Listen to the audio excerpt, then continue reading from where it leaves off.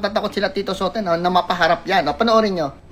So napagbigyan kami ng panel of prosecutors hanggang May 25, 2026. At ang rason kung bakit humingi kami ng palugit na 2 weeks more, kasi doon sa perjury na kaso ni Congresswoman De Lima at saka Father Villanueva sa amin, 7 kasi ang nakakita kay Congresswoman De Lima at saka 4 naman ang nakakita kay Father Villanueva na tumanggap na siya ng pera. Pero gusto namin na maliban sa mga nakapirma sa sinumpaang salaysay nila ay magdadagdag kami ng mga witnesses. At meron kaming hinihintay na 4 na galing pa sa Mindanao dahil hirap din sa pamasahe para mapagbigyan ang aming request dahil dati silang tauhan din, no, ni Saldico. Ayan guys, mukhang hindi sa rehab mapapapunta si Father Flavia, mukhang sa kulungan at si De Lima. Paktay ka diha, Father Flavi at saka De Lima. Mukhang hindi sa rehabilitation center na mga adik mapupunta itong si Father Flavi ninyo, mga kababayan. Diretso sa kulungan, doon ito magpa-follow sa Canton Gaming. At doon ang kakanton sa kanya doon si Piryong at saka si Dagol. Patay ka diha, Father Flavi. Kita mo na ngayon, mayroon palang nakakita sa inyong 7.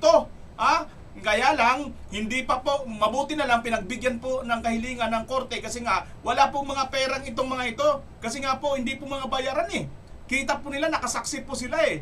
Ngayon, walang mga pera, kaya pinagbigyan mo na ng korte. Sige, pumunta kayo rito dahil kinakasuhan kayo ng perjury, no? Kayong 7 ngayon na nakakita, paktay ka diha, De Lima, balik kulungan na mga kababayan. Good news ba ito para sa atin? Good news po ito dahil nga po napakadadaldal po nito mga ito eh. At isa pa pong good news ito mga kababayan, panoorin po ninyo kung gaano kalulutong ang mga natanggap ni Trililing na mura sa ating mga kababayan. Sana hindi ito ni YouTube ha, panoorin ninyo.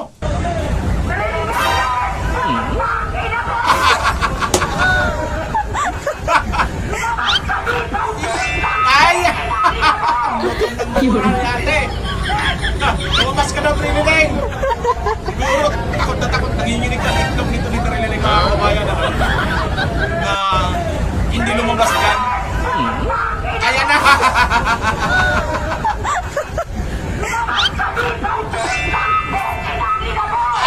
Ang lutok! Naiihi na siguro ang panty nito. Takot ito sa bayan eh. Takot ito sa mga taong bayan, mga kababayan, dahil nga po sa hindi niya kayang harapin talaga ang taong bayan na malulutong. Malulutong po ang mga malulutong po yung mga mura na natatanggap nito eh. Grabe mga kababayan, ano ho? Yan po, ito pong mga mapagpanggap ay may katapusan na po, malapit-lapit na. Huwag po kayong mag-alala mga kababayan dahil si Father Flavi at saka si De Lima, balik kulungan, si Father Flavi magpaparehab sa loob ng kulungan. At ito mga kababayan, ang malupit at matindi ngayon natin pag-uusapan. Tibag na si Matibag dito, mayroon pong ebidensyang na isiniwalat ang mga pulis, mga kababayan. Grabe. Ito po, ang hindi na po kaya ni Matibag ngayon, pasinungalingan mga kababayan. Grabe na po ito.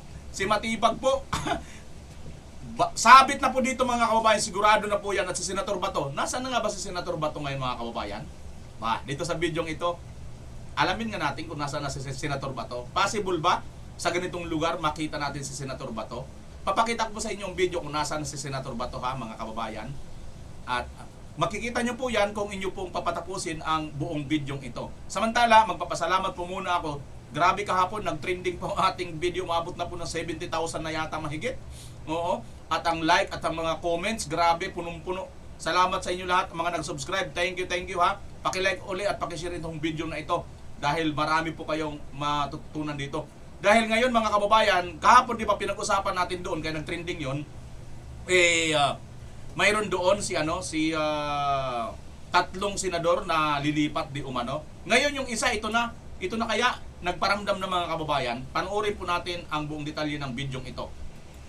Ito po yun mga kababayan ha. Unahin muna natin itong sino ba gusto ninyo? Si Father Flavi, mga kababayan, ito po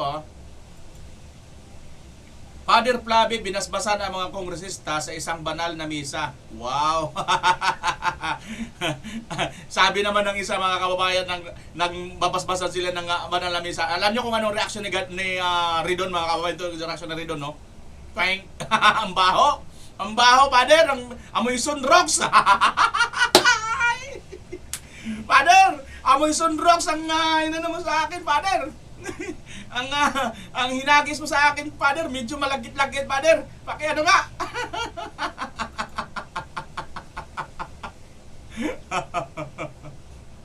Ayan, mga kababayan, ha. So ngayon, itong si Father Flavi ay delikado na po dahil mayroon na po silang maaaring lumabas na po anytime. Karating na dito sa Manila ang 7 mga witnesses na nakakita sa kanilang tumatanggap sila ng pera, mga kababayan. Kaya sapul na sapul talaga ito si Father Flavi, ano ho? Sapul na sapul itong si Father Flavi, mga kababayan. Pero panoorin muna natin to, panira muna ng inyong umaga, araw ninyo. Pawalang yan ang pawalang yan, mga demonyo, ang mga namumuno halos lahat sa atin. Amen? Dapat po ay tayo mga anak ng langit, anak ng Diyos, pero ito pong namumuno sa atin, mga sinungaling, mapagkunwari, balat kayo, magtanakaw, pusakal. Grabe. Pare ba ito, mga kababayan, o adik lang din ito katulad ni Father Flavi na umaming adik? Pang-adik lang yung mga mga kababayan, ano? Alam mo, Father, may Biblia ba yon, yung hawak-hawak ng isang mamang yon? Alam mo sa Biblia may nakasulat doon eh. Ito hindi ito yata nagbabasa ng totoong Biblia, mga kababayan. So, sorry ha, dito sa paring ito. Alam mo ba nakasulat sa Biblia? Igalang mo ang mga naminuno sa inyo sapagkat para magkaroon kayo ng kapayapaan sa lupa. Ha? Kiniklim niya anak siya ng Diyos. 'Di ba? Anak siya ng Diyos. Pero hindi niya ginagalang ang mga namumuno sa atin, no? Ano ibig sabihin noon? Hindi yata Biblia ang kanyang binabasa, mga kababayan? Hindi pa nga napapatunayan si Senator Bato at hindi pa rin napapatunayan si Vice President Sara Duterte sa kanilang mga paratang na mga, alam naman po natin, gawang kulungan, gawang kriminal ni Madriaga, di ba? At Trillanes na isang rebellionist, no? Lumalaban sa gobyerno. Di ba? Isang rebellionist. Anong tawag doon? Rebellionist, yung rebelde ng gobyerno. Di ba? Kung makabanat ka, akala mo naman napakasino kang banal na... Actually, mga kababayan, sorry ha. Sorry, pero alam nyo, magbasa po kayo sa Biblia, nakasulat po sa Biblia, huwag nyo pong tawaging ama ang sino mang tao sa lupa. Hindi, nasa Mateo yata yun, mga kababayan. I-google nyo lang kaagad, pwede nyo naman makita yan. May nakasulat po dyan sa Biblia. Huwag nyo pong tawaging guro, ama, ang sino mang tao sa lupa. Sapagkat iisa lang ang inyong ama, ang amang nasa langit. Oh. 'Di ba, mga kababayan? Kahit yung sa Biblia ng Katoliko, basahin mo, mayroon yan. Ito pare daw ito eh. Mukhang hindi yata alam eh. Bakit? Kasi kasabwat ka ba dito, Father? Oh, pakinggan mo nga si Atty. Balikod, Father. Hanggang May 25, 2026. At ang rason kung bakit humingi kami ng palugit na 2 weeks more, kasi doon sa perjury na kaso ni Congresswoman De Lima at saka Father Villanueva sa amin, 7 kasi ang nakakita kay Congresswoman De Lima at saka 4 naman ang nakakita kay Father Villanueva na tumanggap nga siya ng pera. Ayan, Father, yung kasamahan mong si Father Villanueva na nakapalo sa Kantot Gaming ng ng Facebook, ng social media, biro mo pare ka tapos nakapalo ka sa Canton Gaming, mga page, mga group ng mga kantunan, nakapalo ka, pare ka, nasaan ang mo dyan? 4 daw ang nakakita sa iyo na tumatanggap kayo ng pera. Oh, hindi ba kayo ang mga nasa demonyo? 'Di ba? At ikaw, De Lima, 'di ba isa ka ring kongresista? 7 ang nakakita sa iyo na tumatanggap kayo ng pera. 7 at saka 4. O sino bang pinapatungkulan itong father na animal na father na ito? Di ba si Dilima at saka si kasamahan niyang father din, si Father Villanueva, na isang adik, umamin, 15 years. Habang tinuturuan ng pagkapare, nag-a-addict. Ilang taon ba mga kababayan yung pag-aaral ng pare? Di ba 10 taon? 15 years siya eh. 16 years old yata siya eh. 16 years old yata siya, or 15 years old siya, pumasok sa pagkapare. 31 years old siya naging pare. 15 years siyang addict. Saan siya ngayon nag-a-addict? Doon sa loob ng kumbinto nila. Napaka-immoral nito talagang mga kaparian na to. Akala mo kung sino magsalitang Pero gusto namin na Again disclaimer, hindi ko po nilalahat ng mga kaparian. Ito lang po na mga ito. Alam ko naman may mga pare din, mga matitino. Kahit saan naman pong reliyon, mayroon din pong ganon. Hindi po lahat. Pero dito sa mga nakikisaw-saw nito, obvious naman eh. Mga tumatanggap ito ng malita at pera, may mga nakakita. 4 tsaka 7. maliban sa mga nakapirma sa sinumpaang salaysay nila, ay magdadagdag kami ng mga witnesses. At meron kaming hinihintay na 4 na galing pa sa Mindanao dahil hirap din sa pamasahe para mapagbigyan ang aming request dahil dati silang tauhan din ni Saldico. Ayan guys, mukhang hindi sa rehab Ayan mga kababayan, so malinaw yan itong si Father Flavi na ito na nagbasbas dito sa mga kongresistang mga malitagang ay hindi po sa rehab mapupunta, kundi makukulong po itong mga kababayan. Sa kulungan po, si Piryong at saka si Dagol ang nakahanda na po doon ng kanilang pumada. Pader, pakihanda na po dyan ng Pader, pakihanda kasi si Piryong at saka si Dagol nandun nakahanda na, Pader. Doon ka, Pader, siguro. Doon mo na siguro, Pader, yung malagkit-langgit na Amazon Rocks, Pader. Doon mo na siguro yan i-aplas sa likod mo. Kadugyot. Mga paring ito, dugyot. Visit. Okay mga kababayan, eto na po. Si Matibag, tibag po dito. Panoorin po ninyo ito mga kababayan. Sabi ni Matibag, kung allowed humawak ng baril yung driver. Yun po kasi, nung nakita na naglalakad, pinahawak. Pero yung actual naman na pangyayari, wala naman po siyang access po doon sa baril na hawak-hawak po niya. Gago pala mga kababayan.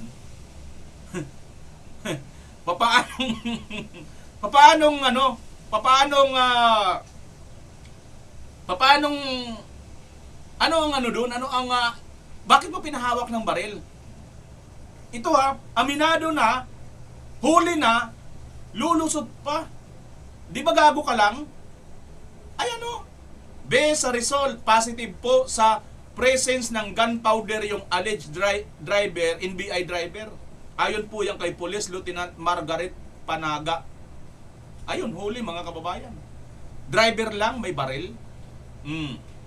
Basahin nga natin na detalye nito. May video tayo mga kababayan, wait lang. Positive sa gunpowder umano'y, NBI driver na inaresto matapos ang barilan sa Senado, nagpositibo sa gunpowder residyo. Naglabas ng update ang Southern Police District SPD kaugnay ng driver na inaresto matapos ang napaulat na barilan sa loob ng Senate premises noong Miyerkules ng gabi. Ayon kay SPD Public Information na Office Chief Police Lieutenant Margaret Panaga, nagpositibo umano sa gunpowder ang naturang suspect na kinilalang si Mel Uragon. Alam niyo ba sa Waray ang ibig sabihin ng Uragon tsaka sa Bisaya? Malandi. Malibog. Yan pong ibig sabihin ng Uragon. Sa Bicol yata, Uragon matapang ba o magaling? Hindi ko alam kung nakalimutan ko sa Bicol yan mga kababayan. Pero sa Waray at saka sa Bisaya, ang Uragon malibog. Malibog, malandi, yan yung termino niyan mga kababayan, nasabi ko lang naman, na ko lang sa inyo naidagdag ko lang dyan sa maaaring info mga kababayan kasi kahit paano may mga iba't ibang mga language po tayong alam na sabihin, salitain. So yan mga kababayan, ito po ang video, ito pong panuorin mas maganda para mas maganda nating matunghayan. Ayan mayroon pong picture, mayroon na pong litrato at huli na nga sa akto Delikado na dito si Matibag mga kababayan. Kaya nga dapat si Matibag ang unang suspindihin bago si General Aplaska ng Senado na ginagampanan pa lang po niya ang kanyang tungkulin dahil yun po ang area of responsibility nila eh. Doon po sila nakatalaga eh. Anong gusto ng Matibag? Ha? Madali ang mga senador doon? Base doon sa sinasabi ng Senator Aimee na kahit ano mangyari, kahit sino pang madamay, kahit sino pang magurgur doon, sabi ng Senator Aimee, di ba? Ay kukunin si Senator Bato. Ano kayo? NBI driver na inaresto nung sa Senate shootout, nagpositibo daw po sa residue test. Aba, mayroon siyang ano? Ay, nako. Ibig sabihin nagpaputok din siya ng baril.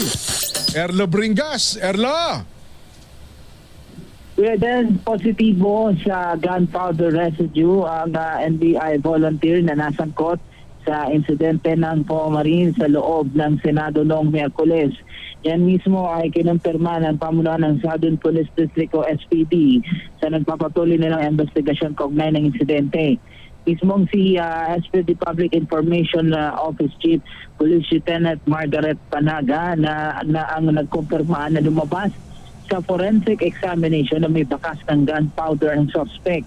Pagkatapos ng insidente, agad ngang idinakip ang suspect at tumaan sa inquest proceedings kaugnay ng mga kasong paglabag sa Republic Act No. 10591 o Comprehensive Firearms and Ammunition Regulation Act, alarm scandal, direct assault, trespass to property at pagtabag din sa mga panuntunan sa seguridad ng Senado.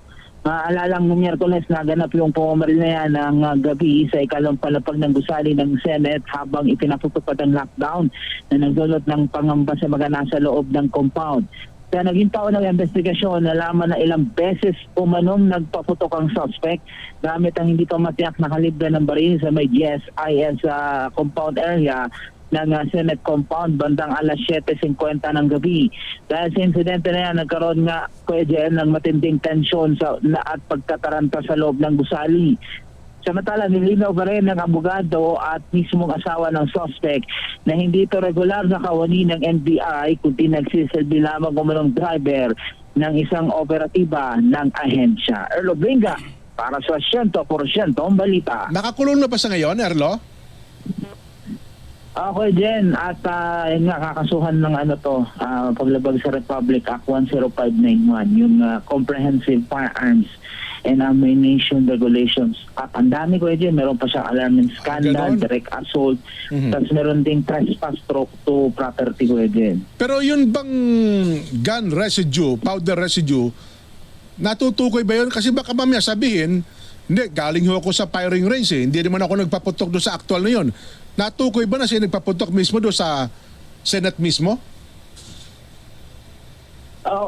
Kuya Jel, ang nangyari kasi parang itinas siya the day after kasi parang ano pa yun kumbaga sa fresh pa yung gunpowder Ayun, so matutukoy talaga no?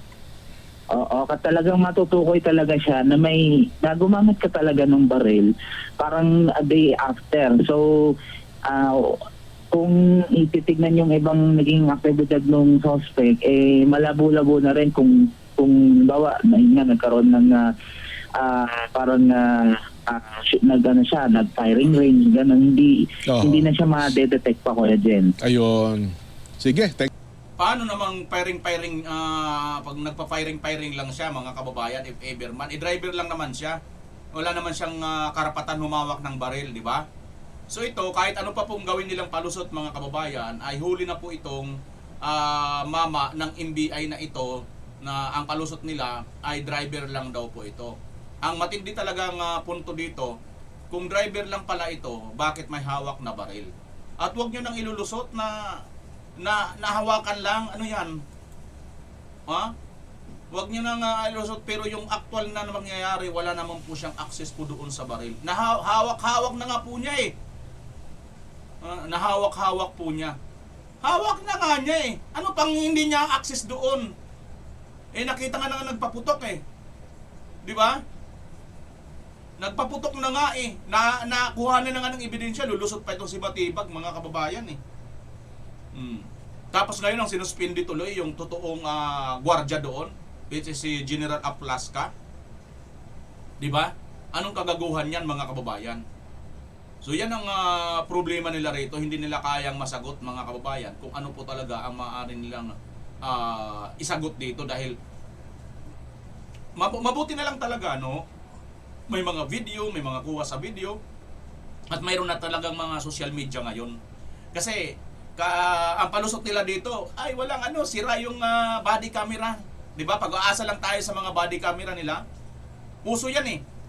Tingnan niyo mga CCTV pag pag mga oras na ng mga krimen, mga importanteng krimen, sasabihin lagi ang palusot nila sira, defective kasi yung nabili namin, mahinang klase. 'Di ba mga kababayan? Pero tingnan mo pagka mga ordinaryong magnanakaw lang, kitang-kita kaagad 'yan eh. Yung mga maritesan lang, yung kita 'yan eh. Sa CCTV walang depekto eh. 'Di ba? Ganun ang nangyayari. Mabuti na lang kamo talaga ngayon. Katulad natin, nakapag-live din po tayo diyan sa Senado sa harapan nga lang sa labas. Kung ano man ang nakuhanan doon kasi live, walang edit 'yun. Paano mo mai-edit 'yun kung aktualan na live? Ha?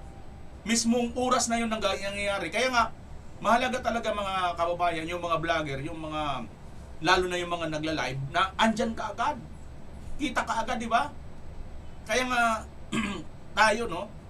Hindi sa pagmamalaki, talagang tayo siguro sa lahat ng mga vloggers, pati mga social mga mainstream media, wala pa yatang nakapag-live ng umabot ng 32,000, ako lang. 32,000 live viewers, mga kababayan, ang nangyari dyan sa akin noon sa St. Luke's nung kinukover ko si BP Sara nung, di ba, nandyan noon at nai-interview sa Senator Marcolita, congressman pa lang that time, di ba? Mga kababayan, naalala nyo yun? Grabe, sa St. Luke's ang viewers noon 32,000. Talagang titig na titig yung taga-GMA tsaka taga-ABS noon. Napapailing-iling sila yata no kasi grabe, biruin mo yun, ganong karami yung viewers napunta sa akin. Kasi nga po mga kababayan, tayo po kung ano yung nagaganap, yun po talaga, takbuhan, habulan, kahit humahangos na tayo. Alam nyo, minsan gusto ko rin kasi talagang nai-exercise ka rin pagka ganun na nakikipagtakbuhan ka, na babawasan ka rin ng taba dahil pinagpapawisan ng lahat. Naliligo kaya ako sa pawis dyan, mga kababayan. Katulad ng yan, nangyari sa Senate noon. Takbuhan kami, talagang minsan nga, palitan pa ng mukha may mga magaganda. Mabuti makapalitan tayo, mga magagandang media, reporter. Maganda si Maris Umali, di ba? Ganda. Tangos ng ilong ni Maris, ganun,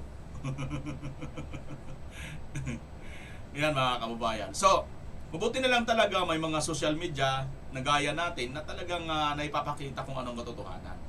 Bueno mga kababayan, tingnan nyo muna ito ha. Ito pa po yung reaction dito ni Attorney Torion at dito nga sa bagong lumabas ngayon, no, na sinasabi di umano ay mayroon na daw talagang basbas ng gobyerno. Ito nga OSG ay gusto na ngang talagang ipahuli si Senator Bato. Panoorin nga natin tong inalmahan at katwiran ni Senator Attorney Torion dito. Makakausap natin ang isa sa mga legal counsel ni Senator Bato, si Attorney Israelito Torion. Magandang gabi po, Attorney. Hello, good evening. Magandang gabi po. Assalamualaikum warahmatullahi wabarakatuh. Magandang gabi po. Well, Attorney, nabasa na po ba ninyo yung sagot ng OSG sa inyong TRO petition? The OSG says, kung nabasa na po ninyo, anong reaction nyo po dito? Well, we are preparing our reply, no? Comment that they filed. We are given 3 days within which to file our reply to the said comment by the Office of the Solicitor General. Okay. The OSG argues that RA 9851 authorizes the government to enforce the ICC arrest warrant without need for validation by a Philippine court. At hindi rin naman daw po ito extradition case na state-to-state yung agreement. Iba daw po yung ICC surrender. Your thoughts, please. I hope I will not be committing a violation of the sub judice rule, no, because this is an ongoing case. But I think the people also have the right to know. Well, that is the stand of the Soljan, but we respectfully disagree, no. Simply because of the fact that the right of an accused person, no, even in cases of warrants of arrest by foreign courts, no, it really includes recourse to local courts. And this could not only be seen under Article 59 of the Rome Statute, which states if you read again Article 59, a custodial state ang nakalagay dun eh. And a custodial state, according to ICC-ICRC agreement in 2006, refers to a state in which a person under which a warrant of arrest issued by the ICC is detained while awaiting transfer to the seat of the ICC. So this refers to a member or non-member. And besides that, granting for the sake of argument, kasi nagsabi nila, we could no longer invoke the Rome Statute, which is actually funny because you could not cherry-pick provisions of the Rome Statute, such as the warrant of arrest when it favors to you, while at the same time preventing us from invoking Article 59 when it favors us. That is not the rule. But granting for the sake of argument that such can be accepted, this is not only governed by Article 59, this is governed by customary international law. Like for example, we are a signatory in 1986 to the International Covenant on Civil and Political Rights. Article 9 thereof allows the accused to resort to the court in cases of local courts in cases of such eventualities. Articles 8 and 9 of the Universal Declaration of Human Rights also allow such remedy. So lahat po ito, meron din tayong what you call this, precedents, the El Masri case of Italy in Ivory Coast, that also happened insofar as one accused is concerned. So this is not a new case. Okay, attorney, dati po kasi sinabi ni Senator Bato na willing siyang samahan si former President Duterte sa ICC at alagaan pa ito. Ano pong nagbago sa pananaw ng kliyente ninyo? Wala namang nagbago. Ang sa amin lang naman, kasi if you read Article 17, surrender or extradition. If you note, yung extradition, may rules na pinalabas yung Korte Suprema. Yes. Anong gawain mo, sa RTC ka magdaan. Sa surrender kasi, even during the deliberations in Pangilinan versus Cayetano, na-discuss po yan na hindi po kinopya lahat ng Pilipinas yung procedural mechanism as to how to effectuate surrender in the Philippines. So, kung baga, wala tayong procedural rule as to how to effectuate it. Saan ba natin idaan na korte? RTC, Court of Appeals, Supreme Court kaagad. Wala po yan. Kaya hindi po pwede na i-shortcut natin at kunin si Bato at idiretso na sa Hague, Netherlands. Yung mga foreign judgment, kailangan ng confirmation ng local court. Ito pa na arrest warrant which involves liberty and life of a person. No, attorney, kung talagang naniniwala si Senator Bato na walang jurisdiction yung ICC dito sa kanya, no? Bakit parang umiiwas siya na humarap sa authorities? Hindi ba dapat harapin niya ito head-on? Kasi nga, yung gobyerno, di ba, ilang beses na namin sinasabi, the government should have a clear stand. Would it be a surrender or would it be extradition? If it is surrender, show us the procedural mechanism upon which the rights of the accused would likewise be respected. Kasi hindi naman po pwede na dakpin lang kaagad siya at dalahin sa Netherlands na parang manok. Tao po siya, lahat po ng jurisdiction ng maski nga sa Italy na member na mismo ng ICC, idinadaan yung kaso ni El Masri na isang Libyan na dakip doon at he was even found to be he was even found that his rights were not respected. He was released. And yung nasabi Attorney Torion? Yan, wala lang. Sige lang. Hello, attorney, naririnig niyo po ba ako? Hindi po namin kayo naririnig, nawala po ang inyong audio. Kita nyo mga nangyari? kababayan. Ayan, alright, sige sir. Walang clear procedural mechanism dito sa atin as to surrender. Kasi sa Pangilinan versus Cayetano, klaro po yan doon sa deliberations po ng kaso na hindi kinopya lahat ng Pilipinas as to the procedural mechanism as to how to effectuate surrender. Hindi po pwede po na diretsuhin lang sa DACPIN papuntang Netherlands because this would contradict customary international law. Okay. Italy nga na member ng ICC, yung si El Masri, Nassim, nung taga Libya siya, nung nadakip sa what you call this, Italy, he was given the chance the courts of Italy and he was found to be, his rights were violated and he was released. Italy na ngayon. Ivory Coast also, mayroon ding nangyari na isang Attorney? akusado. Opo. Dumaan din sa local courts. Yun ang amin. Attorney, can you categorically tell us kung nasaan ngayon si Senator Bato, or are you intentionally withholding that information to avoid a possible No. arrest? What really happened, Mamaya, pakita ko sa inyo kung nasaan si Senator Bato. Patapusin lang natin ito, mga kabayan, ha? Alam natin, wait lang. Okay, masyado siyang magulo. really happened at that time was 1:30 ata ako or 1:40 ata ako lumabas. I was even interviewed outside So, I was pagkatapos nun, because I was so pagod na rin, natulog na kaagad ako. Hindi ko talaga alam. Pagbalik ko the next day, the same day, mga 9:15, kaya pala nagtanong yung supervisor sa akin, attorney, sino nagpa-akyat mo dito? Of course, presumably And to clarify, Attorney, aware po kayo or hindi na umalis po siya ng Senado? Hindi ko alam at that time. Ngayon po, Doon ko lang na-confirm mga akala ko nung pagka morning pagdating ko 9:50, 9:30 nandun pa siya. Kami ni Jimmy, Attorney Jimmy Bondo, akala namin nandun pa siya kasi nung nagputukan immediately before nagkaputukan, nagkahiwalay kami, lumabas pala siya doon sa opisina ni Senator Cayetano. Attorney, anong oras niyo po siya huling nakita? Sa opisina ni Senator Padilla. Oo. Anong oras niyo po siya huling nakita, Attorney?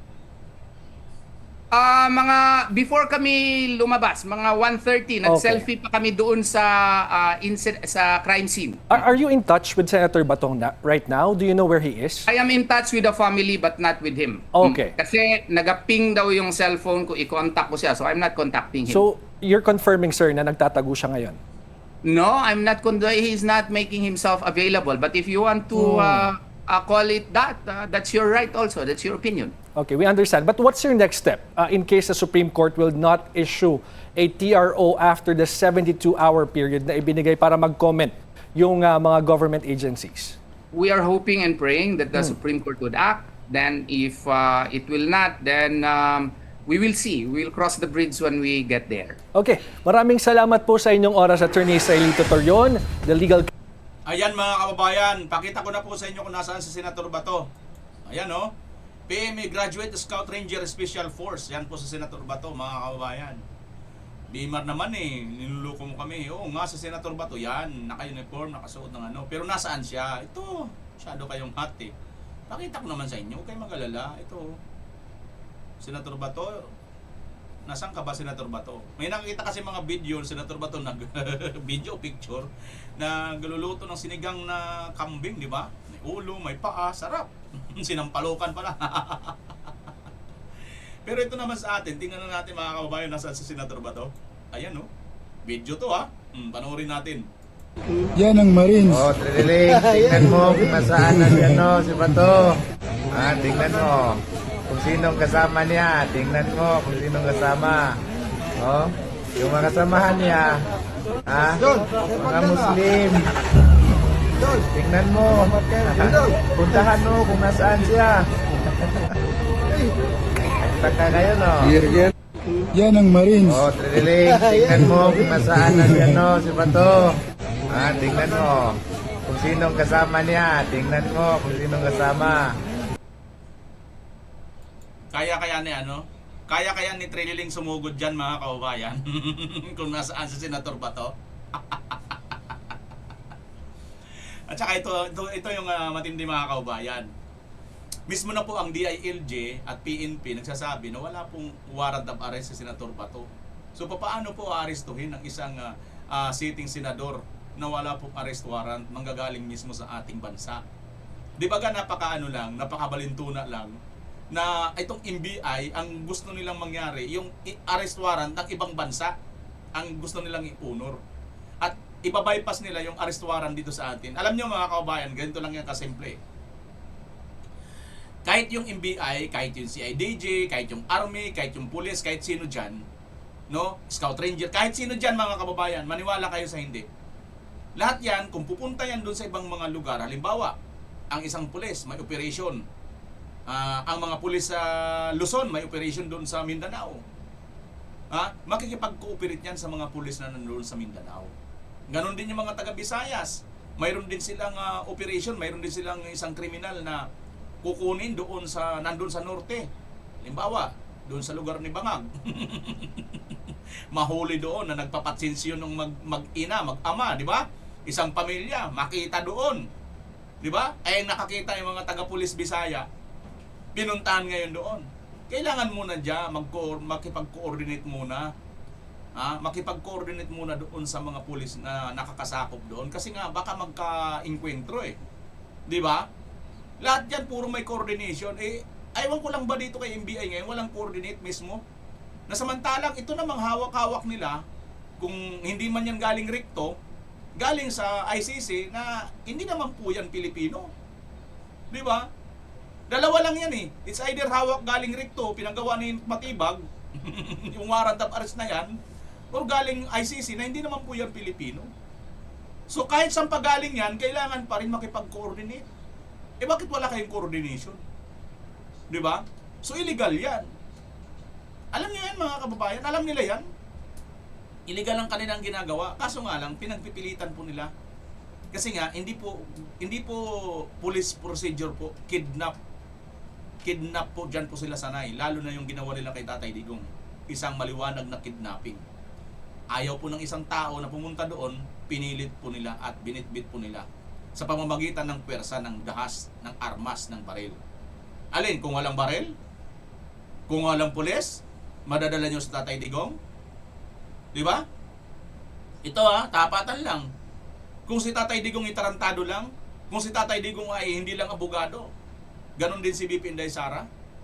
Sa dami ng mga supporter nila, nagsabi lang si Tatay Digong na, pumunta na kayo rito.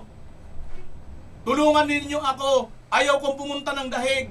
Kung mahal ninyo ako, gumanon lang si Tatay Digong sa tingin ninyo. Hindi dudumog doon ng milyon-milyon mga Pilipino na mga supporter nila. Di ba hindi ginawa ni Tatay Digong yun? Hanggang the last moment sinasabi ni Tatay Digong, ginigiit niya ang kanyang karapatan bilang isang Pilipino. Ayon naman sa police procedure din noon, hindi rin sinunod ni Torre. Palibasa si Torre, di ba? Alam niyo naman kung nangyari kay Torre, mga kababayan, di ba? Ang procedure dapat, basahan muna ng Miranda rights at may karapatang kumuha ng abogado. Nagsasabi na nga si Tatay Digong, abogado ko ang aking anak, abogado si Vice President, bakit ayaw mo akong papausap sa kanya? Hindi lang po siya basta abogado, pangalawa po siya sa pinakamataas sa ating bansa. At binuto po pinakamaraming Pilipino. 32 milyong Pilipino ang bumuto sa kanya. Sa kasaysayan ng ating bansa. Siya lang ang Vice President na binuto ng ganong karaming Pilipino. Pero hindi pinakinggan itong kriminal na Torre. Kriminal yun eh. Kidnapping yun. Opinion ko lang naman yan mga kababayan. Kasi nga, sa pilitan eh. Di ba? Ngayon gusto nyong gawin kay Bato? Sitting president, sitting senador yan? Di, punta ka dyan Trillanes. Tingnan natin kung hindi ka maihi dyan sa salwal, sa panting mo dyan. Subukan mong pumunta dyan sa mga, mga kasama niya, Hindi natin alam kung saan yan, di ba? Pero yan, may video. Si Senator Bato naman, hindi naman yan EI. Di ba mga kababayan? Tingnan natin yung totoong nangyari doon sa loob ng Senado. Ito kasi may pinost dito si Kong Mike Defensor. Ano?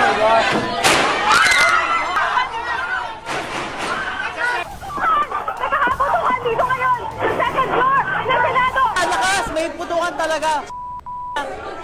Meron na po mga operatiba ng NBI at ng CIDG ang pupunta dito para ako'y aristuhin. Ako po'y nanawagan sa inyo Sana tulungan nyo ako. Pumunta po kayo dito sa harap ng Senado at mag-vigil tayo. Hindi tayo papayag na another Filipino will be brought to the Hague just because of politics. Session is adjourned. Alam nyo mga kababayan, kung si Tatay Digong nagsalita ng ganyan noon? Oh. Sa tingin nyo kaya kung si Tatay Digong yung nagsalita noon, hindi pupunta yung taong bayan doon? Nako. Magdudumog po ang taong bayan, mga kababayan. Oh. Tenga. Katapos yan mga kababayan, ito mga kababayan, mayroon pong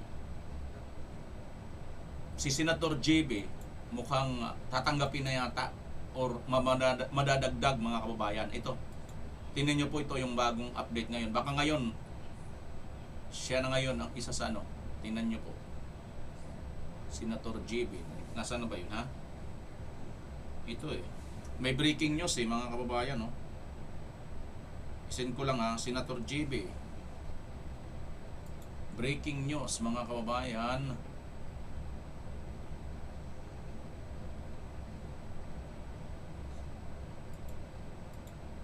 Ayan. Nasaan na ba yun? Ayun, no, mga kababayan, no? Ito po lang mga kababayan, no? Breaking news, Senator JB Ejercito emerged as next Senate Majority Leader, says he's finalizing decision. Wow! Si Senator JB mga kababayan ay magiging Majority Leader. Kaya naman pala, no? Ano na kasi ang nauna na, itong ang nauna na kasi mga kababayan, si Loren Legarda ay siya po ay naging ano na siya, naging pro tempore, pangalawa na siya sa pinakamataas. Di ba? At ito naman si Senator JB, mukhang pangatlo na siguro ito, no? Ito ang pangatlo sa pinakamataas, no? Siguro ganun ang mga position na yun mga kababayan. Pero para sa akin, kahit sino pang maupo sa mga iba't ibang mga position dyan, basta ibalik natin kay Marcolita yung blue ribbon mga kababayan. At ngayon na siguro yan mangyayari, kasabay nitong impeachment.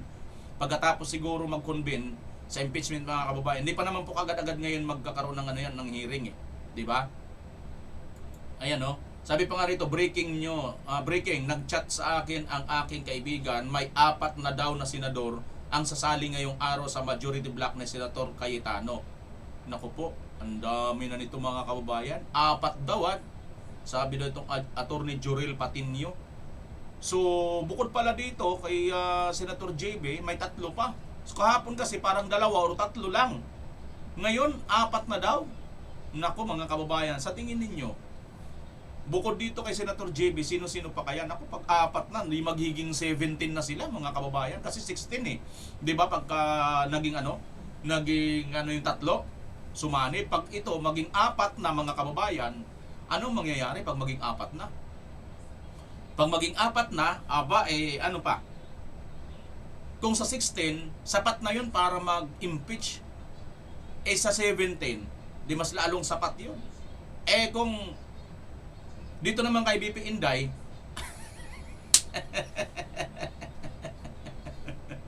mukhang kaya siguro mga kababayan, kaya siguro gustong-gusto nila na makuha muli ang liderato ng Kongreso kasi nga sa susunod na sila, sa susunod na taon, sila na mababaliktad ng sitwasyon. Isa ito malamang mga kababayan. Alam nyo, actually napakadami po talaga ng dahilan. So, bibigyan ko na kayo ng hint ha, kasi tatapik din natin dito iba-iba yan, isa-isa yan. Naitapik ko na rin yung isa. Una mga kababayan, kaya ayaw talaga nilang mapalitan si Soto or ayaw nilang mapunta sa Duterte Block, ito pong majority. Ang pinakauna kasi mga kababayan, yung issue ng flood control. O, di ba? Yan na yan, liwanag na yan. Yan ang isa yan, pinakauna yan. Kalawa mga kababayan, gusto nila mag-charter chiefs. Para ma-extend si Marcos, ma-extend mga senador, ma-extend ang mga congressman. Okay? Kalawa yan. Yun lang yung natin, duda-duda lang natin, hula-hula lang natin, analyze lang natin.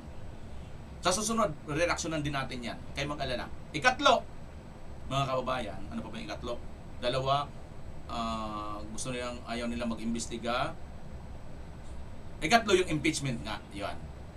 Tama. impeachment ka kasi pipilitin nilang i-impeach si BP Inday, tatakutin nilang ibang mga senador para pumirma para i-impeach si BP Inday.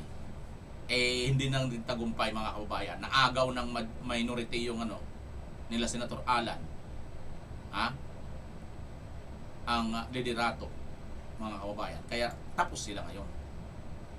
Magkakaroon ngayon ng matinding investigasyon at yun po talaga ang sa tingin ko gusto ng mga taong bayan kaysa dito sa impeachment. Kasi wala pa itong kwentang impeachment na ito. Hindi po makikinabang ang buong sambayan ng Pilipino. Kung matanggal man si BP Inday Sara, hindi naman po nila maibabalik yung pera mga ninakaw nila na mga bilyon, trilyon pera eh. 'Di ba? Hindi nila maibabalik yung kahit matanggal pa nila si BP Inday Sara. Pero pagka nagkaroon ng investigasyon at hawak ngayon ng minority or majority ngayon na nila Senator Alan Cayetano, ito na. Ito na ngayon yun mga kababayan. Ito na ngayon. May pag-asa tayong mabalik sa ang pera ng mga ninakaw nitong mga congressman, nitong mga senador, at nitong mga alipuris ni Marcos Jr. At pati ang pamilya Marcos, mga kababayan. Speaking of pamilya Marcos, bakit ba mga kababayan itong pamilya Marcos o itong si Marcos galit na galit dito sa kay Cayetano? Gusto niyo makita, malaman mga kababayan kung bakit galit na galit dito kay Cayetano? Ito kasi yon, kaya galit na galit yan dito kay Cayetano. Yan si Marcos mga kababayan. Ito panoorin lang ninyo ha. Yung next question is going to be coming from a member of our live audience. Let's welcome RJ Nadit. RJ is a medical student and a member of UST's Actiboto, and this question is for... Lahat ng mga loyalist ay galit na galit kay Cayetano. Kaya tingnan nyo ha kung bakit sila sobrang galit kay Cayetano. Ito po yung video. Na-trauma po dito si Marcos Jr. or si BBM. Ito po ang pinaka paulit-ulitin po nating video mga kababayan. I-like at i-share po natin, i-screen record po natin at ikalat po natin. Ito po talaga ang pinag-ugatan ng trauma at bakit ayaw nang dumalo sa debate ni Marcos Jr. o ni BBM. For Senator Cayetano. RJ, what's your question? What do you think is the most appropriate penalty for graft and corruption? Lahat sa buong mundo, sa science ng criminology, it's not the actual penalty, but the certainty na mahuhuli ka. Sa Pilipinas, pag antibiotics, pandesal, ang nanakawin mo, sigurado huli ka. Pero pag nagnakaw ka ng malaki, magiging congressman ka. Pag mas malaki ninakaw mo, magiging senador ka. Pag barkada mo si Napoles, syempre si Napoles, i-clear ka, barkada mo siya, di ba? Magiging vice president ka. At pag naging presidente ka, mga kasama mo, kasama na sa corruption. You go to the LTO, kumuha ka ng lisensya, corruption.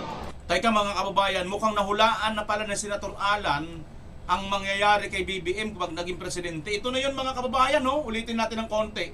Tumugma, di ba? Pati mga kasama ni BBM ngayon, sangkot. Hindi lang kasama niya, asawa niya, anak niya, pinsan niya, mga biro mo, asawa ni Martin, si Martin, pinsan ni Marcos, si Lieda, anak niya, congressman, at yung chief of staff lang dati niya, si Asedre. Yung alaga nilang biik. At yung first lady, di ba nabanggit yan? Mayroong din yung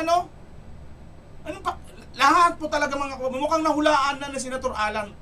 Mukhang alam na talaga ni Senator Alan ang mangyayari kung si Marcos ang maging presidente. Ito pala yun. Ninakaw mo, magiging senador ka. Pag barkada mo si Napoles, syempre si Napoles, i-clear ka, barkada mo siya, di ba? Magiging vice president ka. At pag naging presidente ka, mga kasama mo, kasama na sa corruption. You go to the LTO, kumuha ka ng lisensya, corruption.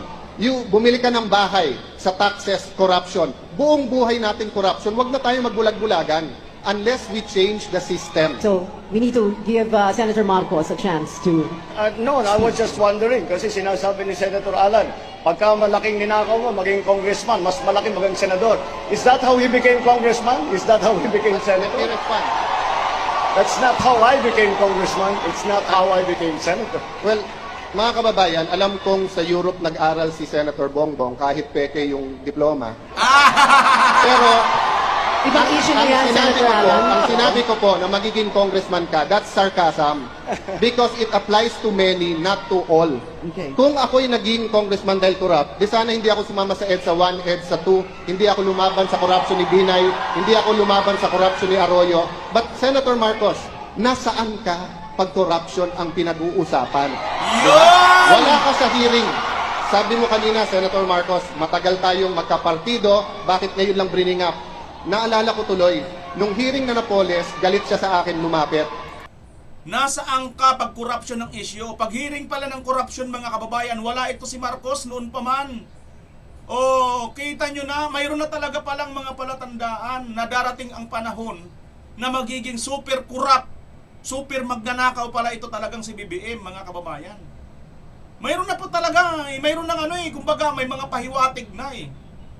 Kaya pala, ang style nito, paawa-awa ipik lang, pabait-baitan, mga kababayan, kasi nga, tinatago pala ang kanyang maitim na balak sa ating bansa, ang magnakaw. Ganyan pala ito, mga kababayan. Kita nyo naman nangyayari na ngayon, di ba? Oh, korupsyon ngayon. Kunwari, nagpapaimbestiga. Pero sino ba ang dapat imbestigahan? Ikaw, siya mismo, di ba? Kasi pinapatawag ko yung isang Maya Santos.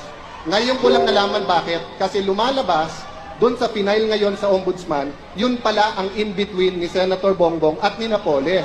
Nako! Alright, this will be the last word of the... To be fair to you, Senator Bongbong, yun din ang akala ko. Kung may Napoles ka, bakit ngayon lang? Tinignan ko 2007 to 2009 lang yung audit, 2011 yung sayo. Kaya ngayon lang lumabas. Pangalawa po, hindi totoo walang basihan ang numero. $4 billion na po, 2 bilyong piso ang na-recover ng PCGG. Ayan po, chairman ng COMELEC, dating PCGG, na hindi ko alam kung sa akin siya natatawa o kay Senator Bongbong. Pangatlo po, $1 billion ang ngayon pinaglalabanan pa rin ng gobyerno.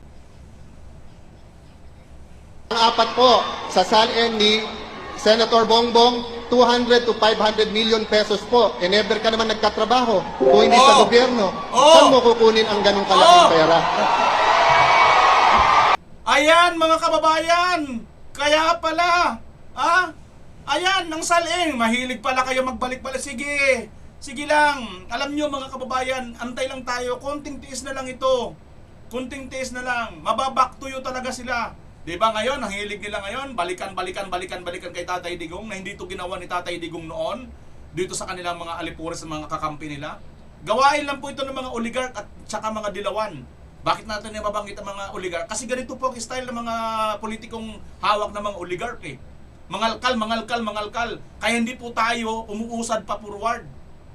Oo. Hindi ka mukha kay Tatay Digong, mga kababayan, wala siyang pakialam. Itinuloy niya lahat ang mga nasimulan ni Noynoy Aquino. Kaya nagkaroon po tayo ng mga marami pong build project. Ito si Marcos, wala po, lahat pinatigil. Kasi katulad po siya ng mga dilawan. Itong dilawan tsaka pulahan po talaga, sila po talaga ang tunay na magkakampi. Parehas po sila kumakain ng tayo at saka suka, mga kababayan. Pasintabi sa mga kumakain. Meron po tayong kasama dito na pag yung ibang hearings nawawala. Kasi mga kaibigan ang nandun. Kababayan, sabi ni Senator Bongbong, wala daw bahid ang kanilang pamilya. $10 billion ang nanakaw nung panahon nila, 450 billion pesos. Nung isang linggo lang po, nagulat ako, 205 million po niligay sa Napoles na mga NGO. Pork barrel po yon ng hindi ng tatay niya pero siya. Kung yun po ay hindi pa bahid politika, hintayin nyo maging Vice President siya. Baka $100 billion na ang mawala sa atin. Tignan nyo po ang interview ng mismong nanay. Hindi. Ngayon dahil naging presidente, kaya pala mga kababayan, trillion na po ang nawawala sa atin. Kaya pala. So talagang alam nyo mga kababayan, magbalikan nyo lang itong video ni Senator Alan. Noon, parang akala mo matatawa ka lang, akala mo parang paninira lang na Senator Alan, akala mo parang panaginip lang, pero yun pala, ito na ngayon ang realidad, mga kababayan. Grabe ano? Po ni Senator Bongbong. Sabi nung nanay niya, tingnan yung realidad si Marcos Jr. napakalalaki ng pera pero wala naman, hindi mo nakita kahit kailan na nagtrabaho. Pero saan galing yung pera niya at ang kanilang kayamanan? 'Di ba? Doon pa lang dapat question na to eh. Kaya sige lang, sabi nga ni BP Inday, hindi po pwedeng walang managot.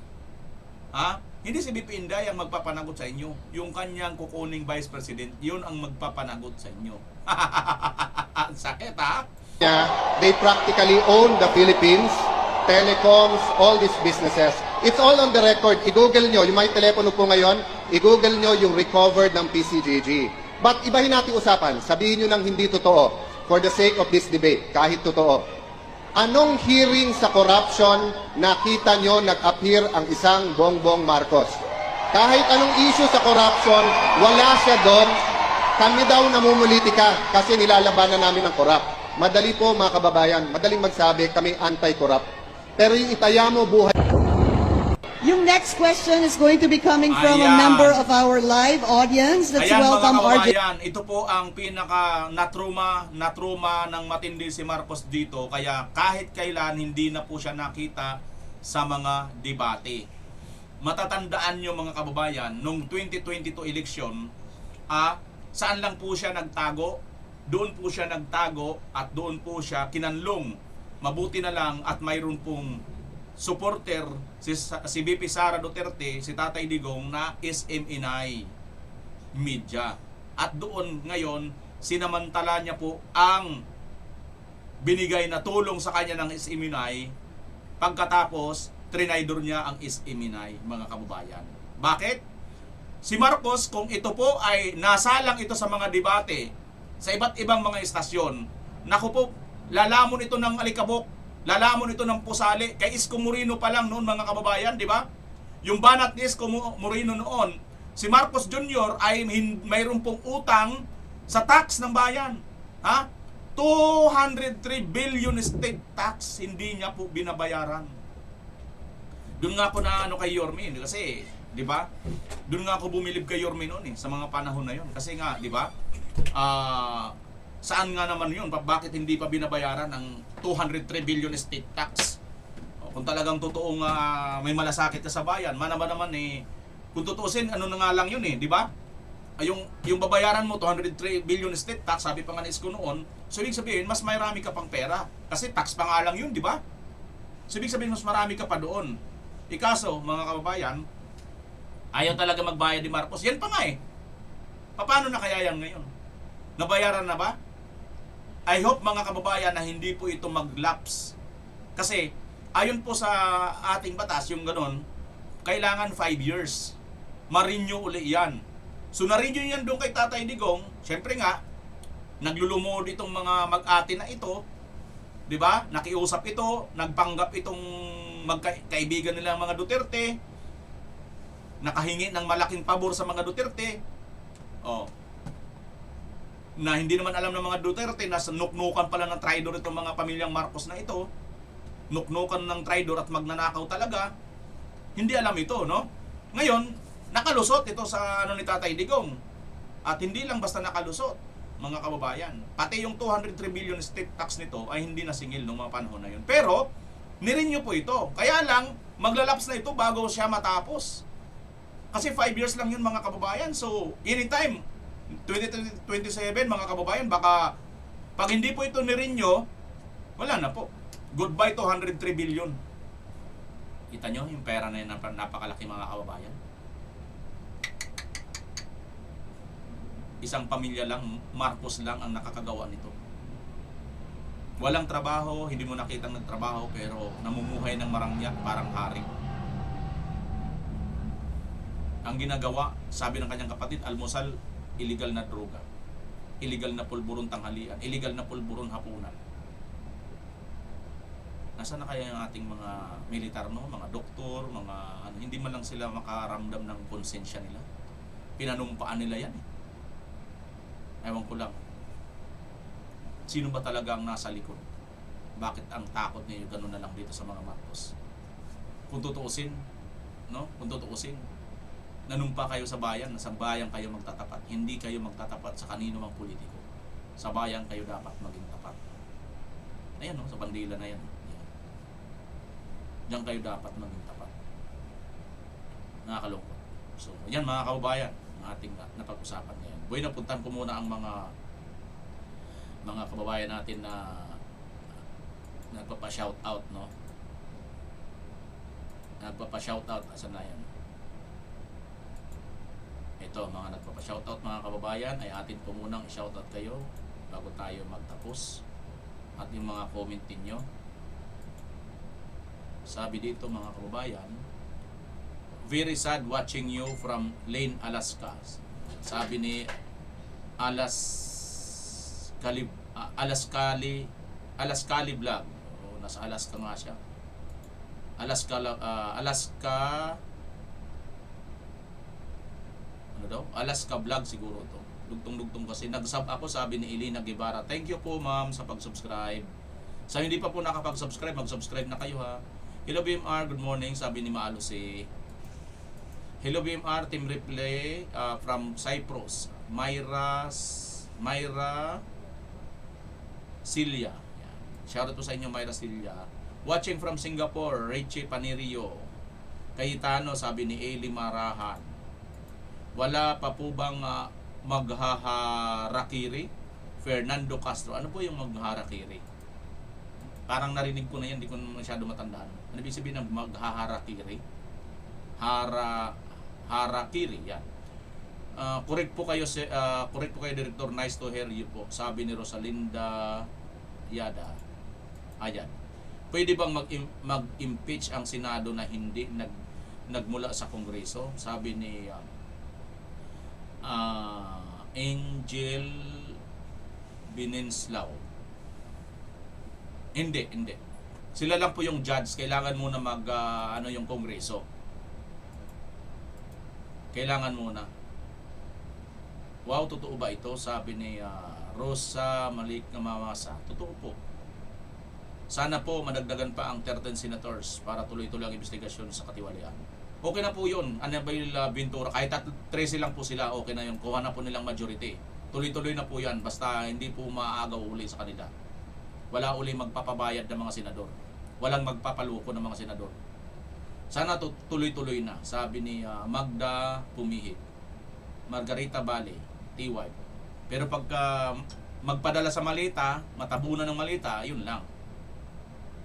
Ipagpalit sa malita ang taong bayan, yun lang.